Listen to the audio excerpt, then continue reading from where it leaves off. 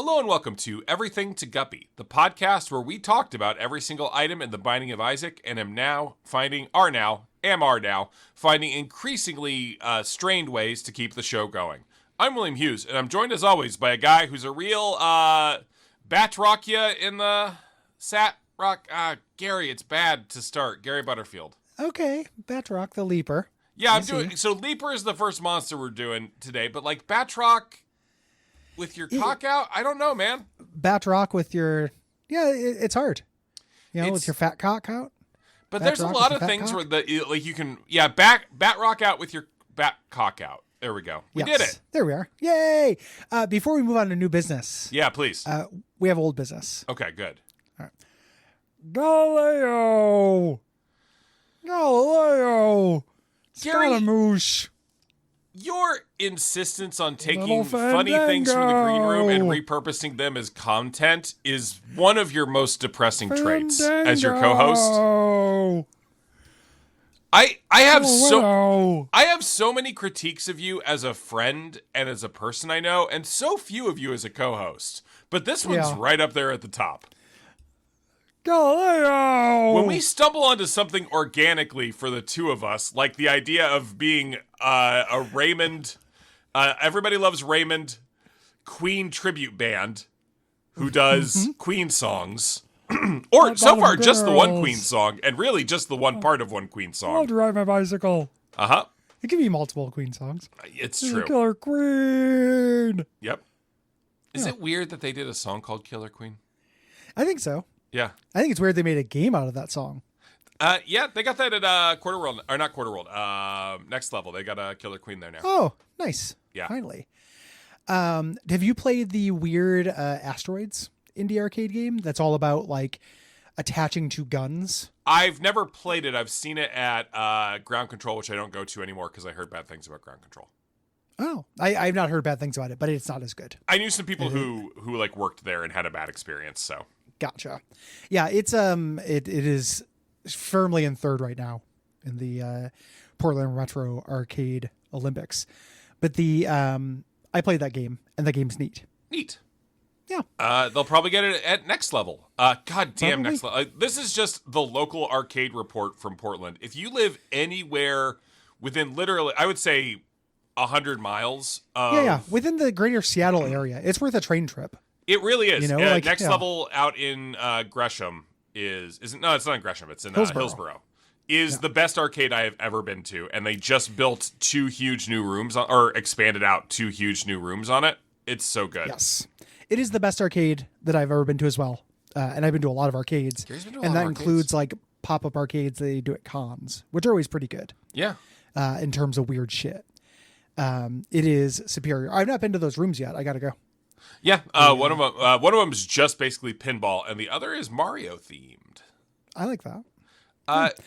Gary, have you already shot your shotgun indoors on your jury duty experiences on one of those other shows? No, I haven't been recording those other shows. Oh, good. Yeah. You're gonna be disappointed though. Did you guys cancel Abject Suffering? No, we just didn't record last week. Oh, okay. Yeah. Sorry. I'm just sorry. Second fiddle comedy show. Third fiddle probably behind. Do you consider the X-Men show a comedy show? No. Well, third fiddle. Thank you. Yeah. I mean, and you do a couple of like comedic-ish shows with Cole. I just the only way I figure that Guppy's ever going to raise in the network rankings is if we start killing off other shows. If something else goes down, like a sinking tide raises this boat. That's how I've always... Or a sinking of another boat. Yeah, that's why I'm not allowed in the regatta anymore. Yeah, displacement. Like a sinking boat does raise the other boats. Eureka. Yeah, suck my dick, Sun Tzu. What? Well, that's a pretty good art of war kind of thing, right? I guess it's a pretty good art of war kind of thing. I don't know why that would lead you to ask Sun Tzu to suck your dick. Because I bet you'd be good at it and he'd approach from the tall grass. It'd be a real surprise. It would be a very strategic bout of oral sex. It would be one of the most strategic suck-offs in the history of Imperial Japan. Don't think that's where Sun Tzu is from. Oh, well, you know. Yeah, no, he's actually from China, which I don't know, Gary, if you knew that those countries have some degree of historical enmity. Well, but where they might not like to be confused with each other. So who doesn't these days? You know, who doesn't? I mean, that's history for you. There's always more. Yeah. Hey, what do you say? You're right. Just had to Google check that real quick. Wait, Google check. Do you think I didn't Google check it before correcting you? Yeah. I didn't know whether you did that. I assume you just do that as a matter of like reflex. I mean, I do know a lot of things, and when I know them, I like to express them. Exactly. Yeah. I had many criticisms of you as a friend and person generally. Well, one of my very few of you as a co-host. Wait, is that I like to correct you when you say something blatantly whack-ass wrong? No. The first bit. Oh, I know a great many things, and I very, very much enjoy saying them. It's a podcast, man. If I didn't know things and didn't say them, it'd just be dead air. No, you don't say things you know. You say things that are false. It's a podcast. You lie about shit. Yeah, but I knowingly lie about them. I wouldn't. Oh, it's great to fake lie though, and real lie. I don't know, man. I think you and I are just very different people in this respect. I think you're just trying to cover for the fact that you thought Sun Tzu was Japanese. I just was verbally going. Yeah. You know, I was laying out track in the sentence, every word at a time, like one word at a time. You know, and just got to the end of it. I bet you if I stopped and thought about it, but I didn't have time to stop and think about it. I was too busy thinking about how good of a blowjob it would be. It'd be fine. You think so? I think he would be doing it. Maybe this is playing into stereotypes. I feel like he'd be doing it only out of a sense of obligation. Sure. I think he would enjoy surprising. I think that like the idea that it would gain him, I think he would do it for a tactical win. Sure. Like in terms of historical military strategist, he's probably the one most likely to seduce you at a fancy dress ball and, you know, get in your inheritance. Gary, I really the strategy would just appeal to him a lot. Basically, everything to Guppy is a deductive puzzle game where every week I try to figure out what the fuck your AO3 account name is. And I'm getting closer every time. Here, it all lives up here. I don't do that shit. No, I'm going to find an AO3 account that is the mom years. from I just kick it from my head, motherfucker. I don't need to write shit down. Good Rat-a-tat reference. What were we talking about before the blowjob? I mean, I really wanted to express the idea of an AO3 account that is just you getting railed by the mom from Home Improvement while Sun Tzu takes notes. Just like, well, she waited until dawn and hit her numbers. This is a classic. This pussy's a classic paper tiger. God, something made me think about Sun Tzu, and I can't remember what it was. The singing boat. Sure. Singing boat raises all ships. Yep. True. Before that, a thing you associate with Sun Tzu, because it sounds like a mean wisdom, which is what I associate with Sun Tzu. Mean wisdom. Yeah, Pete Wisdom's older brother. But we were talking about something else. I can't remember. It doesn't matter. Gary, I was talking. The boat thing came about from the idea of me destroying other Duckfeed shows in order to raise Guppy's profile. Yes, what I was thinking about was jury duty. Sure. That's what I got off the topic. When I said you're going to be disappointed, you're going to be disappointed because I didn't get picked. I just went to the room. Okay, you didn't even get picked to answer questions? No, I was just there to not work and sit in a room for 2 days for $10 as some kind of weird punishment. Okay. I didn't know this is how this worked, and if you did, feel free to correct me. I know you like saying stuff. Basically the jury room there primarily operates as a threat to stop people from going to trial. It's for more, so more people will settle, because if you can say we have a jury right on tap, people get scared and don't do it. The lady was explaining that to me, and I'm like, I know this is supposed to be inspiring from a civics perspective, but this can't be the best way of doing this. I don't know. I found it demoralizing. Yeah.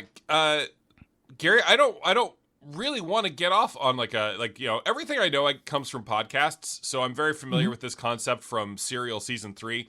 Underrated, massively underrated season of podcasting. But yeah, no, the American court system exists to funnel people into plea bargains. Only 10%, 5%, something like that of trials go to jury. It's real weird. And it just like being party of that did not inspire me the way that I think they wanted it to inspire me. Yeah, but what if it did? What if you got real into it, man? What if you tried to get on more juries? As somebody who has served on a jury, for a serious crime, I feel like I've done my bit, But what if you got into it though? What if you really liked it?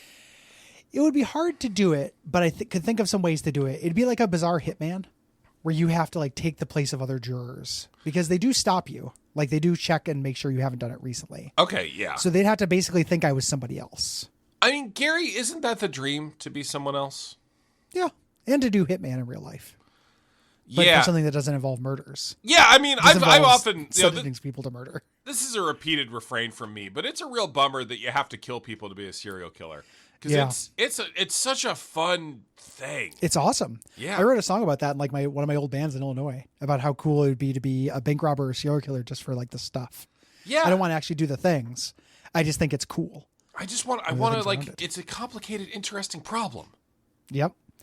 And it's also a thing that has only vaguely been paid off in fantasy worlds, right? Like there are a couple of video games where you get to do it. There's a couple tabletop games where it's possible, but I feel like that's still a largely unexplored space. So, Gary, do you feel like being distracted by this is why you haven't said happy birthday to me on the show yet? Aw, that is probably why. Yeah, okay. To be fair, I did say it in real life. In Google Chat. Yeah, I did say it in Google Chat. I also got you what I consider to be a nice, if small, gift for your birthday. It just got delayed. Yeah, excellent. That you telling me that inspired me to buy you a counter gift yesterday. So we're keeping. Yeah, just got to make sure we don't have a gap form. The gift gap. Yep. Gift gape. Oh, if we were doing Gaper, Gary, what a segue that would have been. That would be a great thing, but instead we're doing the Mom from Home Improvement, so it's also a good segue. Yeah, it's we're doing Leaper. Yeah. This thing hops around. It's Monster Blitz. It's Monster Blitz. We're baby. going through all the monsters, as you obviously at a know, blistering pace. From the it's first Bliss. 12 minutes of this recording. Yeah. You know the Hopper. We talked about the Hopper. Yeah, he hangs out with Winona. Yep. This is basically the same thing, except that when it lands, it shoots little blood shots out of its bloody little stump neck. Yeah, these things actually, once upon a time, back when Isaac didn't go past the womb, these things were a real problem if you were trying to get the don't get hit in the death achievement. Because these things, they'll kind of hang out, and then they will leap up in the air and slam down on you and fire out bullets. They are very good at catching you off guard. Very first enemy that can do something very close to telefragging you. Yeah. In this game. And in Flash Isaac days, this was the toughest enemy, believe it or not. Yes. Once upon a time when the Earth was young. Yes. Back in the day, Flash things. And then, so we got the Leaper. Flash facts. And then we got the Sticky Leaper. Gary, I played Suicide Squad Kill the Justice League. I saw you talking about that online. I was happy to hear you say that it was not as bad as people said, because I too am invested in that the Rocksteady Batman universe. Like I find that charismatic and kind of neat. So I've had a vague curiosity without actually wanting to pull the trigger. Don't. It's ultimately not worth it. The after game, like, first of all, literally the ending is the final boss is just the first boss again with a little bit of stuff on it, and then that sucks. Then the ending is just, all right, can't wait to play the season pass. That sucks as well. Maybe I'll watch the cutscenes on YouTube or something. I think you might hate those too. Just watch the bit where they go through the Batman Museum. Yeah, that sounds great. Oh, happy birthday. Oh, what? Why? Yeah. What? I want to be the first to wish you a happy 41st. Oh, okay. Yeah, that's very prescient of you, Gary. It doesn't count, of course. No. The happy birthday must happen within a week of the actual birthday. Or else it doesn't count, and I don't put it in the spreadsheet. Yeah. Okay. Well, this is the way that you get me wishing happy birthday once a day, just in case I'm within that week. Gary, I would love that. You're like Frosty the Snowman getting a hat on his head. Yeah, exactly. The Sun Tzu. Which I'm now realizing is because he is being born every time it happens. Yeah, which must be nightmarish for Frosty. I mean, yeah, there's a lot of material out there about the hell of being Frosty the Snowman. Yeah. Did you do anything fun for your birthday? No. I don't do a lot of fun things anymore, Gary. I've been playing through Dark Cloud 2 again. Oh, that Dark Cloud 2 is pretty good. Do you know that game's fucking hard? I don't remember that, but I wouldn't be too surprised. I was shocked. It's fucking hard. Yeah. I don't think I ever beat that one. I like fond memories of it, but I don't think I ever beat it. It's a game for fond memory. I mostly John thought it'd be funny to do like stream Sfida, the golf game in that. I forgot you don't unlock. I'm so sorry. I got emotional. You don't unlock the golf game in that until like hour 20. Oh, classic. Video games, man. Oh, yeah, fucking video games. I don't care for them. What does Sticky Leaper do? Well, this is like our regular Leaper, except he's a little chonkier, and he's coated in like tar, like that black creep.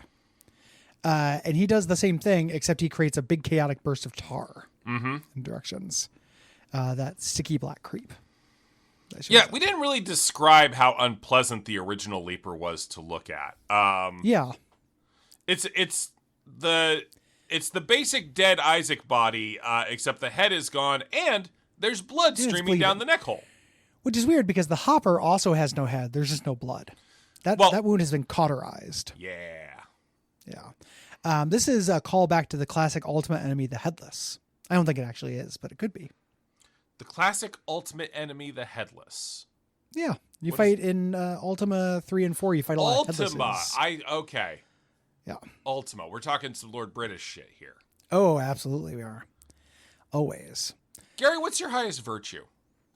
Oh, boy, that's a great question.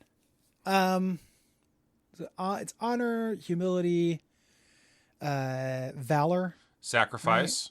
Right? Or courage. It's not valor. Sacrifice. What are the other fucking virtues? Oh man, Gary, this doesn't bode well, man. It doesn't bode well. Yeah. I mean, of course, there's the alternate virtues that are used by the gargoyles. Sure. We're not going with those. And the anti-virtues. Sure, as put forward by British newspaper The Guardian. Yes. I'm pretty honest. I'm pretty honest. That might be my highest. I'm not saying it's high, but it might be my highest. I've got the chart up. It's honesty, compassion, valor, justice, sacrifice, honor, spirituality, and humility. I think I'm also pretty good with compassion as well. Those are my two highest without making any kind of claim that they're high. Okay. What about you? Humility. Yeah, that's not fucking true. Humility. That's not true. I'm pretty humble. Am I not humble? No. What the fuck do you mean I'm not humble? No. Give some examples of me being unhumble. I don't want to. No, please. How am I not humble? About it. When do I brag? I don't know, man. I don't want to get into it. No, come on. No. Okay. You're saying this with a real certainty. You're telling me to get into it. I'm going to say it. I'm going to say the thing. I think that sometimes you have the self-deprecation of somebody who is not humble. Like the kind of like... Gary, why do you say bullshit on our podcast? Why do you say things that are such obvious bullshit on our podcast? My self-deprecation is a clear sign of my amazing humility. I think it might be the opposite, actually. Gary, I hate myself so much. How can I not be humble? It might be the thing that this might be more of a Gary thing than a real thing. But to hate yourself that much, all you do is think about yourself, which I don't think of as a humility thing. No, it's in passing. It's in passing. Humility, maybe you're right. Maybe humility is the highest, all the rest of them are through the fucking floor. I don't know. Yeah, Gary, maybe we look at this from the other side, okay? And I'll go through the other ones, and you just say yes or no, okay? Okay. Honesty. No. Compassion? You motherfucker. Yes. No. In Valor? real life, you're extremely compassionate. I perform the steps of compassion because it's you would do socially anything acceptable. for your friends. Like, I called you at like 3 a.m. and it was like, hey, I got to go put my cat down. And you, like, no hesitation went and did it. Because I don't want the consequences of saying no. I don't believe that. I think that was meaningful for you to do it. No, it's the only reason I do anything is because I'll get Your shit. honesty is low. I don't believe it. Okay, there. Remember? Valor? No. What? What the fuck? What do you mean no? I mean, how often do any of us get a chance to be valorous? I'm being valorous right now in standing up for my humility. Justice. Oh, probably good. I don't give two shits about justice. You care so much more about like crime and being following rules than I do. Again, that's a fear of consequence, not a love of justice. Okay, fair. Sacrifice. I don't really know what that means in this context. Yeah. Honor. Gary, how honorable do you find me? Fairly honorable in that. That's mean. I think that if you say you're going to do something, you do it. And that, I would say that is the closest measure of honor that I can think of. Because people punish you if you don't. I don't know if there's a word for whatever the little rider is. Like, I do the virtue, but I don't actually mean it. Like, you still get the points in Ultima 4. It is only about ends, not means, but that's why it's a flawed moral system. Yeah, it's a flawed moral system. Spirituality? Like medium? You're more on that than I am. You talked about praying and believing in God in a way. Because I'm afraid of the consequences. Yeah, I know, but again, I don't think that disqualifies it in an Ultima sense. And then the three the big virtues: truth, love, and courage. Where am I falling on there, man? Like fairly low on truth. Generally, sure. I'm going to put you higher than you want to be on love. Okay. I think of you as a compassionate, loving person, and then what was the last one? Courage. That's so similar to valor. I don't know. Medium minus. Okay. All right. Well, this has been withering to my soul and my perception of myself. Another fine installment of everything. Oh, that's everything to Guppy for you. Yeah. What's the flaming hopper do, man? Oh, he's a hopper, but he's on fire, so he's faster. Yeah. These suck. They have a lot of health. You can also make them by pushing a hopper into fire or setting a hopper on fire. Yeah, that's that immersive sim element we love in everything to Guppy. And Isaac, it's a move over Streets of Rogue. Yeah, here it is. Yeah, Streets of Rogue can move over. I don't need to play that. I don't either. I want to like that game. Oh, it's clever. It's clever. It's real clever. What does the trait do? It says a lot of bullshit about my virtues and then just kind of moves on without discussing them. You're the one who moved on. You brought up the flaming hopper. Trite is it's a Tektite. He's from Zelda. Oh, that's what it is. Okay, yeah, this is it's a great design. It is an upside down Isaac spider head on spider legs. So it's pretty the thing too. It's really good. And behaves just like the Tektites do in The Legend of Zelda. Mm-hmm. Kind of does like micro hops. Much easier than hoppers because they don't go off the screen. They don't teleport. Yeah. They actually stay, on the screen the whole time. Leapers. Easier than leapers. Yeah. Yes. Great design. Totally agree with you. And even the big version, the Widow, is awesome. Mm-hmm. Making a head upside down on legs is just good. That's why they gave Stan Winston all those awards. I would give him another award if I could. That sound was that Gary? Was that supposed to sound Choice sexual? Awards Best kiss. Yeah, okay. I don't know. Yeah. Gary, you can't make jokes about Nickelodeon anymore. I know. Quiet on the set. Quiet on set, and then people are mad at Quiet on Set. Yeah, I would like to watch that. That's the kind of shit that I like, but I have not seen it. Me and Liv are only on episode 5 of Fallout, but we're going to finish it this week. She's rehearsing for a play, so it's kind of slowing it down. Yeah. I'm pretty into it. Like, in terms of video game adaptations, like it is a pretty good adaptation as somebody who's watched a lot of these. Mm-hmm. Like it quite a bit. Yep. If people would like to know what I think about it, they can go to avclub.com. Yes. I can't wait to read all your recaps once I've made it further into the show. Interesting. Why aren't you reading them after you finish every episode? Because I don't... one, the pace at which we're watching them is really irregular. Okay. You know? So, like, we finish one and then I go to bed and I just don't think about it. And two, I kind of have it bundled with the big grand amount of things I'm going to do afterwards. Okay. I've seen a bunch of like, things have popped up, YouTube's essays and stuff. They're like, blah, blah, blah about Fallout. I'm like, I want to read these thoughts once I have the context. Yeah, I will say, one, mine are written in the moment. I refused to watch a new episode before I wrote the previous review. So they are they're in pace with watching the show episode by episode. So you might maybe I will you might get impatient with my slowness of thought, Gary. No. That is not one of your detriments or devirtues. I should check it out then in that case. I have been absolutely feral to like talk to people about it. Everyone else has seen the end of it except for me. So I can't. And Gary, I would love to talk to you about it, but all of my thoughts on it are owned by, I was going to say GeoMedia, but I don't fucking work for GeoMedia anymore. Yeah, and it's a fine GeoMedia product. It's not. It's not. No, I was going to say is a fine GeoMedia product. God, GeoMedia sucks so much shit. A fucked GeoMedia product. Great sites still working there. Great writers still working there. GeoMedia sucks the shit from the sky. Yeah. I can say that now. It can be told. Yeah. What do you think about Paste? You mean my current owners? Yeah. I'm just trying to get you to say a fine Paste product or whatever. Fine Paste product. No.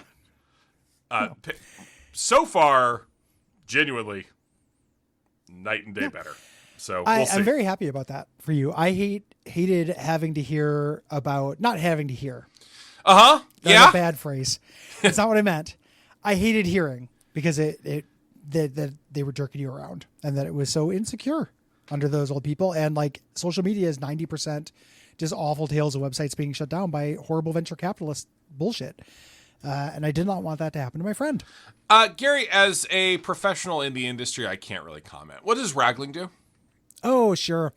This is like a miniature Ragman. He's Ragman coded. He's serving Ragman. It's a little trite, but he's wrapped up in these rags. He's got a little psychic flame on him, like Psychic Enemy's doing this.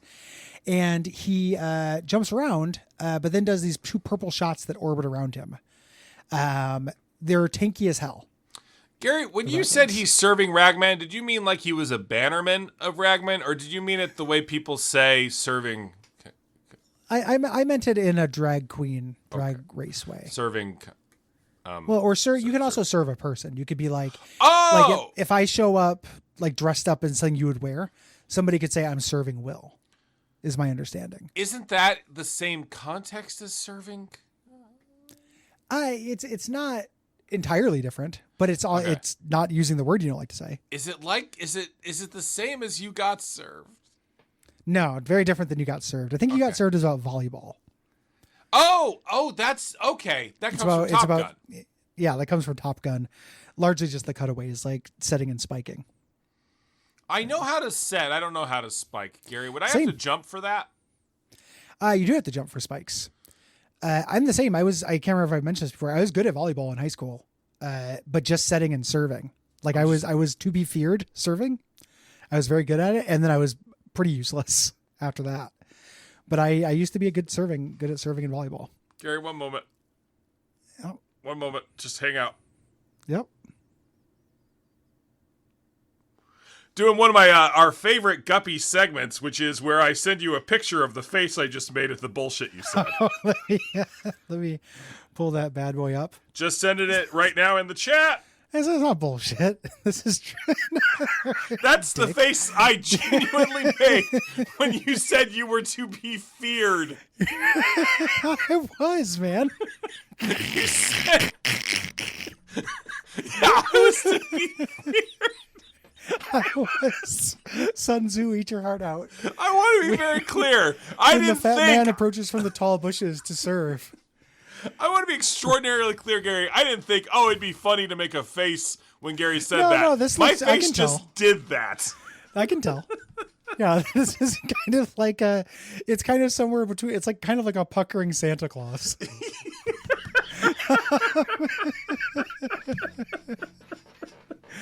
The whispers spreading through the DeKalb High School gym. Yeah, the Barbie crows left and right. Yeah. Huddling in fear at my fearsome volleyball serve. Before every game, Shram comes out to say, "Fear the Butterfield." Butter, look out! It's butter. Yeah. But no, I was pretty good at it. Yeah, I believe you. Yeah. We should play racquetball sometime, Gary. You destroy me. I'm good at serving and nothing else. Hey, that's just get those aces. Yeah, I had to be all aces, like a good hand in Bellatro. Gary, we can't. I stopped playing it. I played the normal amount of it, which is like 10 hours. I know. It's real fun it fits into my life in a really nice way. Yeah. The runs take the right amount of time for me to play a couple before bed. Yeah, very fair. No. It's just every time, like, there's this little splinter contingent of people in the Guppy Slack. It's true. It's just kind of becoming the Bellatro channel for some reason. It's largely Riff. Yeah, it's fucking Riff. It's a lot of Riff. Me and Riff even will talk about Bellatro outside of the Slack and stuff. Text or talk at game night and everything. Mm-hmm. But it's just not enough. Insatiable for Riff. He's got to bring it to Guppy Slack. It's the way all I ever want to talk to you about is Arkham Horror card game, but we just can't. I got to play more. I got a Nathaniel Cho deck running right now. Ooh. It's so fucking good. Yeah, the guy is that guy a hand-to-hand combatant? He's the boxer. His gimmick is he does more damage if you're doing fight events. So my deck is like 80% event cards. And his deck comes with a bunch of 0, 1, 2 cost event cards that do fight actions. Okay. And then I can see that working. Yeah, and then he has the boxing gloves, which aren't his signature weapon. Anyone can take them, but when you kill someone with it, you can go into the top 6 cards of your deck and pull another fight event, basically. Flavor-wise, that's delightful. He's just walking around doing boxing moves, like wearing boxing gloves. Yeah. To fight. Gary, and shit. I just got a huge burst of experience because we've been succeeding for once. Mm-hmm. And now he has 2 pairs of upgraded boxing gloves and a bandolier that allows him to wear both at the same time. It's a delightful image.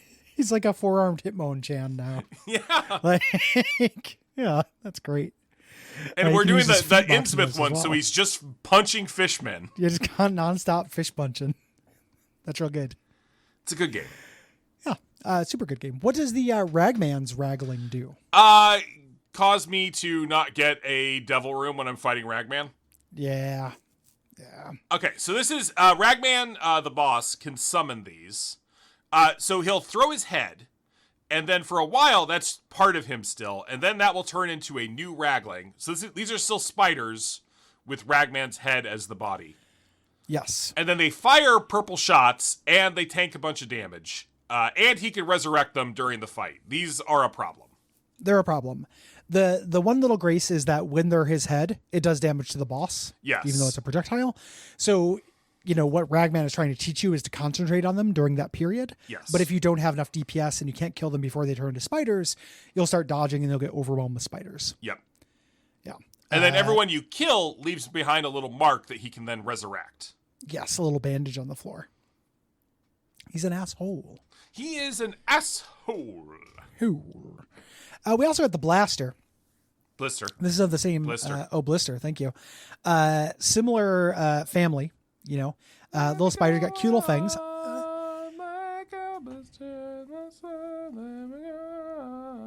How was that? Did that transmit? It did transmit. It took me a minute. We're on Skype. We're on Skype now, Gary. It doesn't hate my singing. It's literally true. You can sing now without it just being shut up. The reasons why we're on the Skype now are very stupid too. Discord, it's very specific to you. Discord has just decided that when I'm sitting down to record Guppy, it doesn't want to recognize my focus right. So yeah, womp, womp. Yeah, this is Everything to Guppy, a technical podcasting podcast. Yes, and as a professional podcaster, this has stymied me.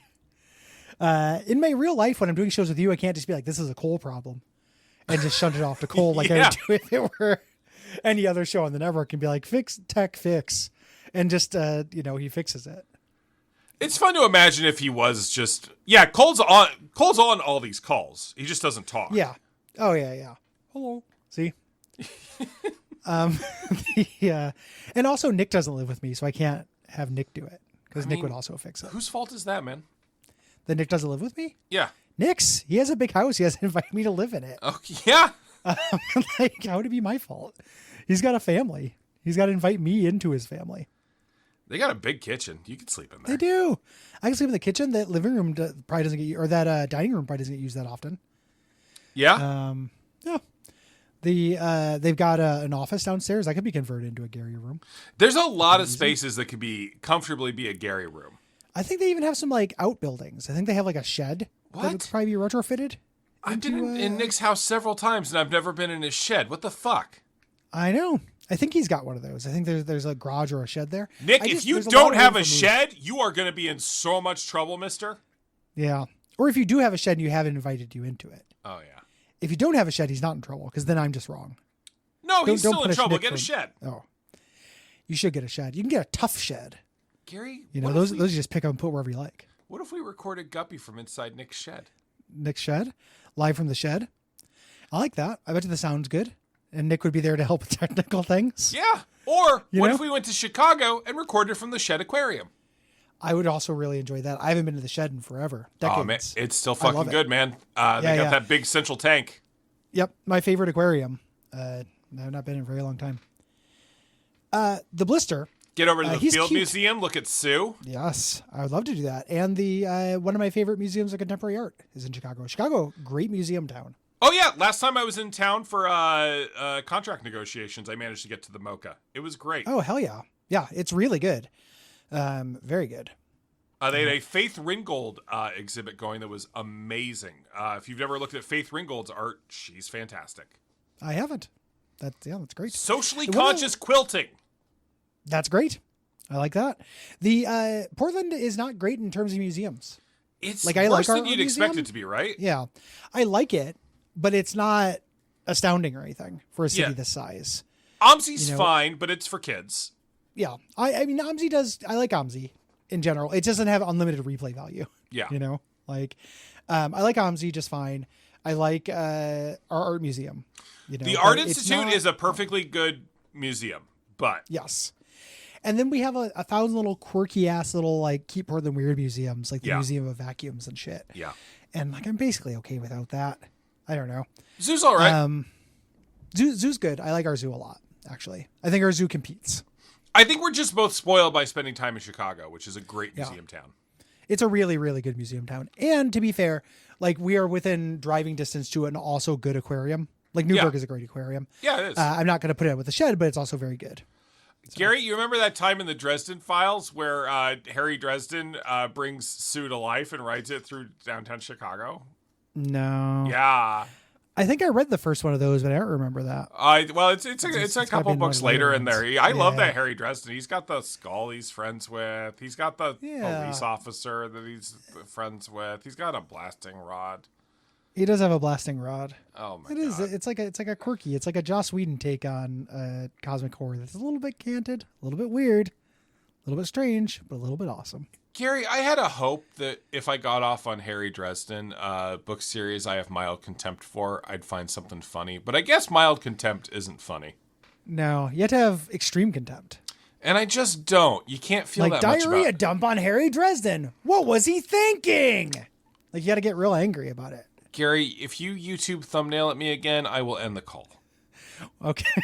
Well, don't make promises you don't want to keep. That's true.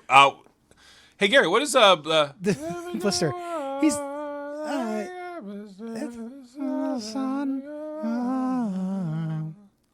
Life is Strange, True Colors. Yeah. This guy's cute, I think. He's got his eyes closed and he has two big fangs.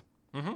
And then he has like it's an egg sac on his forehead, which isn't cute once you know what it is. Yeah. But if you don't know what it is, it just looks like a puff of white hair, like the professor from Luigi's Mansion. Yeah, he's just got a little quiff. Yeah, I kind of like it. He just hops around and spawns dark balls. Those are those things that Little Horn spawns and Big Horn. And then when he dies, he spawns a sac, which will stay tuned. Stay tuned. We'll talk about sacs in just a moment. Oh, I don't know. Let's see. Where are we at? We're at 40 minutes, Gary. There's no guarantee we will get to sac. I think we can get... Well, we're not going to get through this whole next category. No. I agree with you there. Absolutely not. I think we can get through sac, though. Gary, bad news. We've got a boil order. You ever having a boil? Yes. Okay. Extensively? Why? What do you want to know? No, I've had a boil once. It was really traumatic. I only had it once. I have them all the time. It's a big deal. I have them all the time. Oh, sorry to hear that. One time, I was the last time I tried to get fit using the Ring Fit adventure. I gave myself a boil so bad that I basically couldn't move for several days because of the boil. I remember that. Why do you remember that? Because you told me about it. Okay, I got to start filtering something here, man. No. It's join the Gary method. There's no filter. It's all content, baby. It didn't happen unless it's said on a podcast. Okay. No. But yeah, no, Gary, I've had a boil or two, but then again, too few to mention. Except I did. Yeah. They suck. You just think it's this kind of bump, but they're surprisingly painful. And the nature of the boil is that they tend to show up in areas that like you use. It's not like you're just going to have one you can ignore generally. Yeah. Given that they tend to be created by friction. Yes. They don't, it tends to be a self-propagating problem. And they get so big, Gary. They get so big. They got really big. The one that I had like in the taint zone, like was like an egg and a half, like in size. I don't like that as a measurement. I forgot how big a goose egg was. So I didn't want to say goose egg in case that was accidentally, the size of a human infant. Or racist against Asian people. Sure. And I was also thinking of the goose egg from Willy Wonka, which I know it wasn't that big. Yeah, I don't care how I want it now. Yeah. But yeah, just too big and just in too important of a spot. I don't think that this really represents in the game what a if you weren't married and you met a girl and then late, like after like 4 pretty good dates, you found out she was Veruca Salt. Ooh. Okay. Do you keep dating her? So is she the canonical Veruca Salt? So is she grown up and become a person my age? Or yeah. No. Just find out she's 13. Okay. No, Gary, you're not finding out that she's Violet Beauregard with Veruca Salt on her shoulders in a trench coat. No. Okay, thank God. Okay. And no, then, you just like she's just like you're hanging out at like you're on the 5th date, so maybe you're at a bar getting a drink or something, and she's like, "Oh yeah, when I was a kid, I went to this chocolate factory." Yeah, you might have heard about it. Yeah. Yeah, I think if she had shown growth and change, like that might have been a very load-bearing incineration. Yeah, that happened to her. That changed. I mean, and at that point, I've also gotten past the scars. Sure, I mean, I'm kind of now William does say that most days the incinerator's not on. Yes, but it is. He kind of winks with his voice. When he says isn't it a little bit? Don't you spend the rest of that relationship waiting for Veruca Salt behavior though? No, I believe people can change. What? Yeah. How would people change? This isn't new information about. How would people change? Well, they get incinerated until they're better. Okay, all right. Yeah, like you burn them in a goose thing until they eventually learn their lesson. So Gary, let's take sexual preference out of it, and now it's just the 5 kids from Wonka, and they're all adults. Okay. Who are please rank them in how much you'd like to date them. Okay. Violet Beauregard, number 1. Yeah? Yeah. There's nothing wrong with liking bubblegum in terms of a moral feeling. Like I always felt like she got a raw deal. And I also, I don't care about stealing. Her doing a little PLU switcheroo on some gum doesn't bother me. Okay. Right? Plus, I've seen your AO3. There's some stuff that's You know, I do have having been inflated fetish. Yeah. It's not for current inflation, but just having happened. Yeah, you just want it's called adjusted for inflation. Exactly. I love it when someone is you can just call me a regular Justin for inflation. And again, we are talking about adults here. Yes. We're talking about these kids grew up. Yeah. After that, and again, we're not taking preference into account. Mike TV. Right? You know, it'd be fun to binge watch. Yeah. Mike TV. Like, I imagine growing up, he'd be out of the cowboy shit. And if he was back into cowboy shit, it'd probably be like Deadwood and Westworld and stuff now. Like good modern type, not like Gunsmoke. Yeah. So it'd be fun to watch TV. After that. Do you think Augustus Gloop is still fat? It's a great question. By the rules of it, probably not. He probably got burned all that off. But also, like, I don't, somebody being chonky isn't immediately a turn off for me. I know. I guess it was more he was. Gary, I don't know. I guess I was just being fat phobic, I guess. Yeah, all these people have trauma. All these kids have gotten, like, low key have serious trauma that maybe stop them from having their personality flaws. Yeah, maybe in some ways, perhaps Willy Wonka was right all along to traumatize these children because he fixed their brokenness. He did fix them. I always thought that was the message of the movie. It was a book. Well, it was both. Maybe Charlie Bucket. No, man, come on, don't fuck up here. Yeah, who am I forgetting? I mean, there's Veruca Salt. Veruca Salt, okay. And then we haven't ranked Augustus. We haven't ranked Augustus, okay. I mean, if Veruca Salt changed, I got no problem with Veruca Salt. Okay. The reason why Augustus is low on my list is not because Augustus might still be fat. Yeah. It's because Augusta went. The reason why they weren't saying like. I mean, they did sing a whole song about how he shouldn't eat, but I didn't like that he was just sticking his hand into public food. Sure, that's the kind of image I couldn't get out of my head. That's weird. It's like, I don't know, being so hungry for chocolate that I stuck my hand and then basically head into a chocolate river and then got sucked into a pipe. It doesn't speak well of. Clown behavior. You'd never catch Sun Tzu in that pipe, right? No. And if you did, he'd write a lot about how not to get in the pipe. Sure. Like, if Augustus had read more Sun Tzu, he might not have ended up in the pipe. Wait, do you think Sun Tzu is writing from bad experience? Yeah. So at one point, an enemy jumped out of the tall grass. And he went, ah! And then he went and wrote it down in a cuneiform. Like, yeah, I don't know. So it might be Augustus Gloop, I think. I don't at the bottom there. And then Charlie Bucket is very bland. It's not just but I like the idea that he owns a Wonka Vader. It's not just that he's bland. It's that he's a bland person who was then raised by Willy Wonka. Yeah. That might be really fun, though. Like, that no, might be like man, come on. Pussy. Like, but also think about inheritance stuff. Like, if you dated really well with Charlie Bucket and Charlie Bucket were to die, then you would own the Wonka fortune, including like an elevator that I think goes to space. Well, but it can also go to Minus Land, which has invisible ghosts that if they bite you, you turn into a baby and then a -1 person. I wouldn't want to go to Minus Land. Yeah, and space is full of vermicious canids, man. It sucks. That is true. Gary, did you just suggest that you might Black Widow Charlie Bucket? Yeah, I don't think I suggested anything. I think I called my shot. Yeah, if I dated Charlie Bucket, it was going really well, and then he got sick. Who could say why? Yeah, he got sick for, like, I don't know, maybe somebody put some bleach in his soup. Or maybe he got type 3 diabetes. Yeah, maybe some ricin was in play. I don't know. Sure. It's the second time I've run into ricin today. Yeah. Oh, yeah? Yeah, I got this when I was at Powell's yesterday. I got this book of basically it's a book full of the brain teasers, like the Locke from Dishonored 2. Yes. And one of them had ricin as one of the weapons. Oh, nice. It's called Myrtle. So far I like it. Yeah, I have spotted those Myrtle books in the wild and was curious what you thought of them. So far I'm still in the easy ones.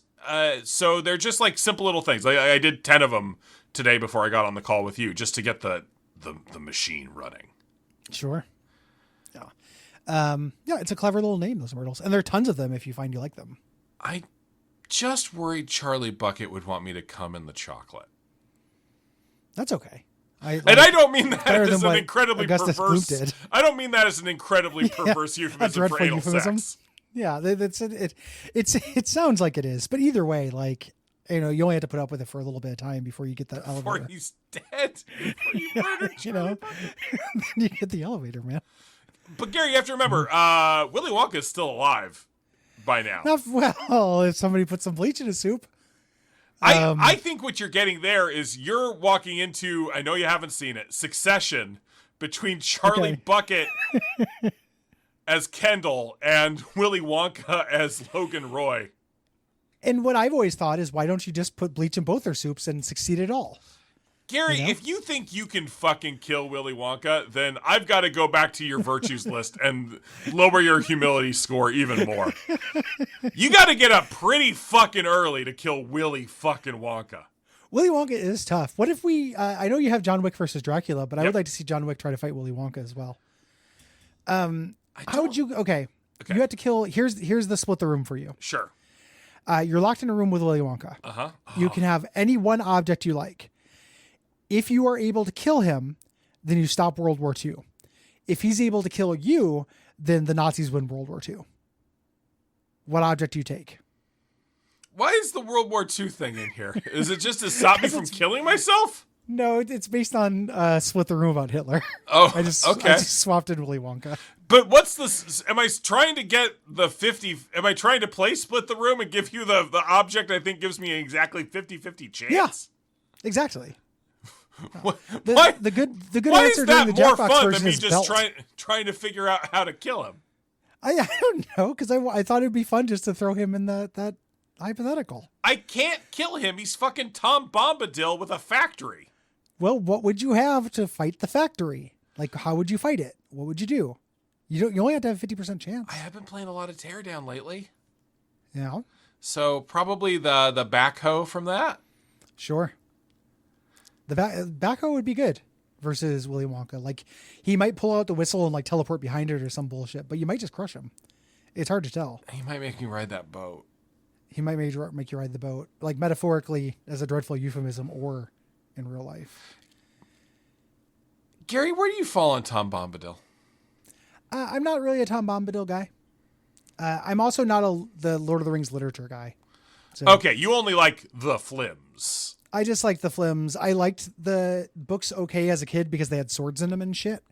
But when I've attempted to reread them as an adult, I got too bored. Gary, you recently went to a Lord of the Rings movie marathon. Yes, 12 hours plus. Extended editions. Would die and I would take people with me. My wife literally does this every year. She has like a marathon. And my wife went to one of them this year. Yeah, they don't do the full marathon anymore because no one's getting any younger. But yes, it's do not get it. Like a beautiful celebration of Peter Jackson's 6th, 7th, and 8th best movies. Fascinating. No, yeah, I like those movies. I think they're pretty good. I don't know if I need to see them again. Like, I watched them for 12 hours in the theater, but I had a good time. What was the appeal? Being super honest, like, I knew Liv would really like it, so I bought tickets for Liv, and then for me just to have the story, like, I'll do anything, just to experience it, like, basically once, so just like, and I hadn't seen it in a long time. I was like, yeah, I'll watch those movies. That sounds fun and stupid. Let's do it. And it was fun. And she really loved it. And I got a little placard that said I survived it. Keep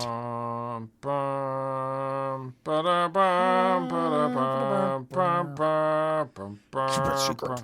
Keep it safe.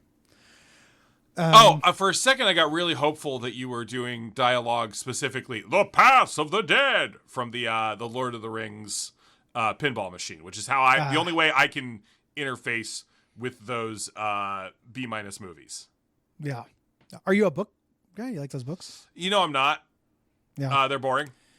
Yeah, they are boring. The end of Two Towers is really cool. And then for whatever reason, he was like, we're not going to revisit this for a whole other book. Yeah. For me, there are just too many songs in it. It's very song heavy, especially when Tom Bombadil is around. Yeah, Tom Bombadil is always singing. And a book, I don't know if J.R.R. Tolkien knew this, if the technology was there at the time, but it's not an audio medium. Oh, So actually, these Gary, songs when they just read like really long, horrible poetry. when they originally sold those, they came with troubadours. Oh, like, okay. Yeah. That's I see. I don't have the original context. It's like how I don't like Tower of Draga because I don't have the Notebook. Yeah, but that when people I pass secrets around. Gary, it's just when I know things, I like to share them. No, it's true. No, it's like It's your one of- famous Tyrion Lannister shirt. What? That's what I do. I know things and I like to share them. Is this a reference to another popular fantasy? I didn't know you were such a big fantasy nerd.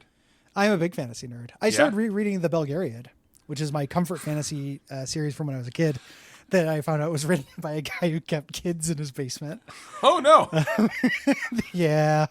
David Eddings and his wife had a foster jail, like a foster zoo in their basement. Gary, have they been convicted on this, or is this libel? Nope, they've been convicted and, served, and then came back and started writing books again. And we all just forgot about it, but it's true. Are the post foster child dungeon books better or worse than They're real weird. Yeah. No, I haven't read the post ones. I don't have the whole timeline. But I found that out when I realized I could Google stuff. But at the same time, they were like very important to me as a kid, so I'm rereading them. Yeah, it's very comforting. It's like a warm hug. Yeah, were you excited when you saw that Gary was in the name?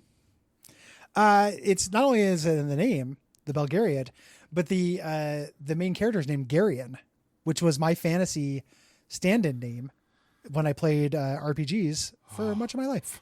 You want to send me a picture? No, one? This was just for me. Okay. That's just a little nugget to enjoy for me. Yeah, it's true. Yeah. So, and I try not to think about the child zoo in the basement while reading them. Huh? How? Boy, it gets harder and harder. It's kind of like, man, what is the morality of reading this book? Are there any moments in the book where you can feel the child zoo bleeding through? Not yet in this reread. Okay. There are 10 books.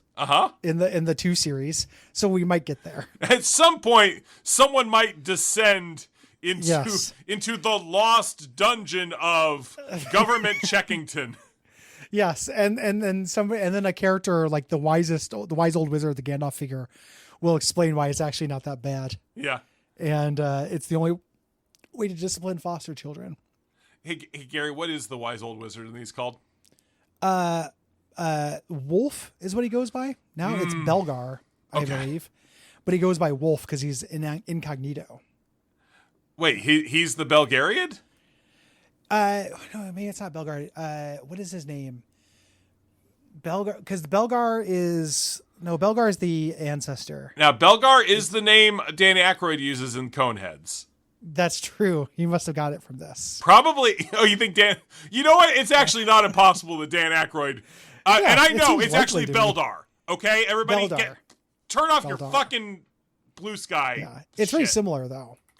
Yeah. It's like a letter off. Yeah, it's really close. No, Belgarath. Oh, there we go. Cool. So yeah, that was worth it. What should people do if they like this show? Help me figure out how to. If I actually had to kill Willy Wonka, I would just kill myself to get myself a painless death. Yeah, you might be able to kill him in heaven at that point. But what? No. I don't know. Open up a window, close the door. He's like Q, but malicious. He is like a very malicious Q. He's got a lot of superpowers.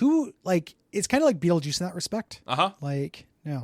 I also went to go see Beetlejuice the musical since last time we recorded. How was it? Genuinely, I didn't like it too much. Okay. It's not mean enough. Okay. And they commit to giving everyone like a really tidy arc. That kind of bummed me out. Like it was real messagey. Mm-hmm. And it was very full of like NPR style, like what would be transgressive humor, but is on Broadway. So it's not really transgressive. Yeah. So it was okay. The production values were great. And some of the songs were pretty good, but in general, it wasn't mean enough. Where are you feeling on Beetlejuice? Pretty skeptical. But not because I think the idea is bad. It's because I don't think Tim Burton has done anything good in a very long time. Tim Burton hasn't made a really good movie. Like a watchable movie in like more than 20 years. Multiple people have lived and died in the span since he's been garbage. So that's real I love fast. Michael Keaton still. Yeah. But, yeah. Tim Burton. I know we're wrapping up. But No, it's okay. This is worth it. This is important. I'm gonna say some movies, and you tell me if it's. So we're gonna go backwards, okay? Okay. You tell me yes or no. Okay. And I'm also going to say yes or no, ones I haven't seen. Yeah, of course, please. Yeah. Dumbo. No. Miss Peregrine's Home for Peculiar Children. No. Big Eyes. No. The Frankenweenie remake. No. Dark Shadows. No. Maybe, but no. Alice in Wonderland. No. Big no. Saw that one. Yeah. Sweeney Todd. No. Corpse Bride. No. That's a no for me as well. Speaking of his Charlie and the Chocolate Factory. Oh, big no. One of the worst movies I've seen. Big Fish. I don't like Big Fish, but people like Big Fish. I respect Big Fish more than like other ones. Yeah. It was a little cloying for me. But absolutely. I think that his heart was in it. Yeah, so that's 21 years to get to a maybe. We go back before that. It's Planet of the Apes, man. Nope. Big nope. I haven't seen Sleepy Hollow. Some people like Sleepy Hollow. Sleepy Hollow isn't horrible. Sleepy Hollow is also a maybe. It's not horrible, though. Yeah. Sleepy Hollow is okay. Mars Attacks is fun, but I like Mars. That's probably the first one I'd say I like. Okay. Like unequivocally like. It's not my favorite of that era, but Mars Attacks is fine. Mars Attacks is fun. We go back. Ed Wood. I love Ed Wood. Okay. Ed Wood is maybe there my we favorite. go. So that's 30 years. 30 years since when you loved. 30 years of like below mediocrity. Yeah. Like, just embarrassing shit. It's like actually Johnny Depp and So let's go back. Pee-wee's Big Adventure, Beetlejuice, Batman, Edward Scissorhands, Batman Returns. That's fucking nuts. That is a streak. That's 7 years. That's amazing. That's like 7 perfect years. And then yeah. Everything after that, he produces Nightmare Before Christmas, which is it's for kids. Catchy songs from accused bad person. Yes. Who did the songs in that? Elfman. Oh, gotcha. Elfman's got some nasty allegations hanging out. He does have some nasty allegations. Yeah. And then Ed Wood, which is a really interesting movie. I don't know if I love it, but it's a really interesting movie. And then yeah, Timbo. That Planet of the Apes remake. Isn't it weird that we still have Planet of the Apes? That they not only is that still a thing, but that it came back unsuccessfully and now has come back again. Like I understand just recursive pop culture is a thing, but for what a property to just like decide we always have to have a Planet of the Apes. It's a weird one. It did. Yeah. I mean, his did manage to kill it for 15 years. Yeah. It's like you're playing the Call of Cthulhu tabletop game. Like you can't actually stop anything. All you can do is punt it down the road. I forgot. Otho. I clicked on the page for Otho's in that. In his Planet of the Apes. Oh, the Otho. The thing in the stage, the musical, what they do to Otho sucks. I was like, man, this sucks. It doesn't have Otho in it. And then they bring in Otho and it's not Otho. Yeah. Anyway, what can people do if they like this show? I'm just still thinking about Tim Burton, Gary. I'll get there. I think I've told you before, his Planet of the Apes movie killed my Dungeons and Dragons group.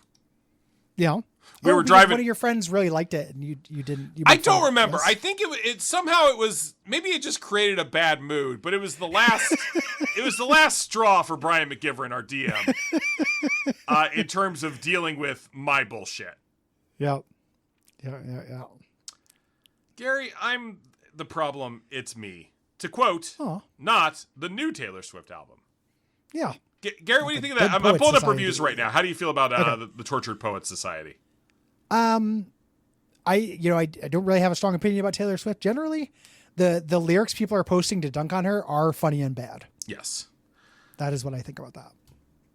All right. We got Scars on My Guards, left a 5-star review on Podcast Addict. Thank you. This one's a bummer, I'll just tell you. This is almost a direct attack on the McElroy family's no bummers policy. Okay. I'm a social worker, and today my job involved helping a recently unhoused woman move everything she owned into a storage unit in the rain. Everything got soaked, and by the end we were both shivering. I went home and slept in a bed. She didn't. Going to a shelter would have meant separating from her cat, her only companion and comfort. Did I change anything for her? Is she any better off? My boss said I did a good job, but I can't escape the sense of futility. 5 crises out of 5, no ghost. Jesus Christ. Yeah, many smile emojis after that. Yeah. Yeah. Good for you. Doing good work. You're doing the best you can in a terrible world. And the McElroys wouldn't even have the courage to say that. The world is They would just go, overwhelmingly "No bad. boundaries." Yeah. In a lot of ways. They were really riding some pure black world tendency at the moment. Man, I'm thinking about the worst story anyone ever told me. You know? I don't think I can say it on the show, man. No, lay it in. This is a safe spot. No, it's gonna fuck up your day, man. Oh, okay. It'll fuck up your day. Okay, well, I can tell. Let me put it this way. You were going to talk about No. Okay. Let me put it this way. It involves the word puppy. Well, I don't like that then. Yeah, me either. Take that everything to puppy. Yeah. The saddest stories is a guy. No. Just joking. Does everyone fill in your imagination on what that story was about? And until next time. Don't let your too depressing. Too goddamn depressing. That's our famous sign off. We say it every week. Oh, fuck, man. This happened like 4 or 5 years ago, and if I need to just go down into a dark hole, it's the thing I think about. It sounds real fucking sad. Animal stuff. Yeah, I'm very weak to animal stuff. Yeah, man. Fuck. People, patreon.com/Duckfeed.tv. Yeah. Scritch your pets. Yeah. Just be safe. They're so fragile, man. They're so fucking fragile. Yeah, animals should not be outside. We have a bunch of outside cats, and they're real cute, but... That's sad, though. Yeah, I know. Yeah. I get very sad about... I've seen too many coyotes in Portland. Right. To feel good about that. And they just keep bringing in more and more immigrants, and you hate it. Hold up. What? Oh, you meant the other Yeah. coyotes. Oh, sorry. Got my ass. No ghost! No ghost!